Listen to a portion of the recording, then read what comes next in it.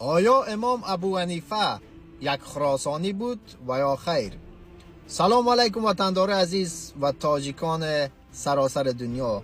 وطندار عزیز، امام اعظم امام ابو حنیفه که پیروان و رهروانش بیش از 1.7 میلیون انسان در جهان می باشد که تقریبا حتی کشورهای عربی، اینمی عربستان، اینمی دبی، اینمی عراق، سوریه، تمام کشورهای عربی را که میبینی طریقه امام اعظم را پیش میبرند. اکثریتشان گفته میتونیم که 80 الی 91% مسلمانان تمام دنیا پیروان امام اعظم رحمت الله علیه هستند که این یک افتخار بزرگ برای تاجیکان دنیا است، افتخار بزرگ برای پارسی زبانان جهان است.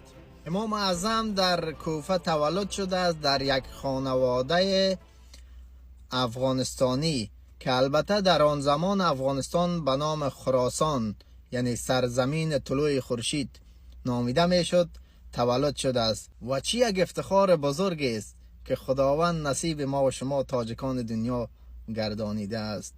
یعنی واقعا زمانی که میگیم تاجیک، یک حس بسیار زیبا در قلب ما میایه، واقعا یک احساس خوشحالی بر ما رخ میده.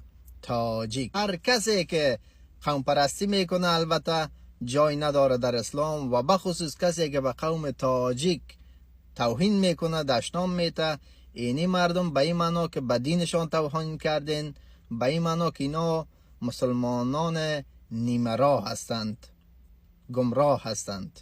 این ویدیو را شیر کنی برای تمام تاجیکان جهان که نفوسشان بیش از 100 میلیون نفر در دنیا میرسد، تا باشد که ویدیو را ببینند و آگاه باشند.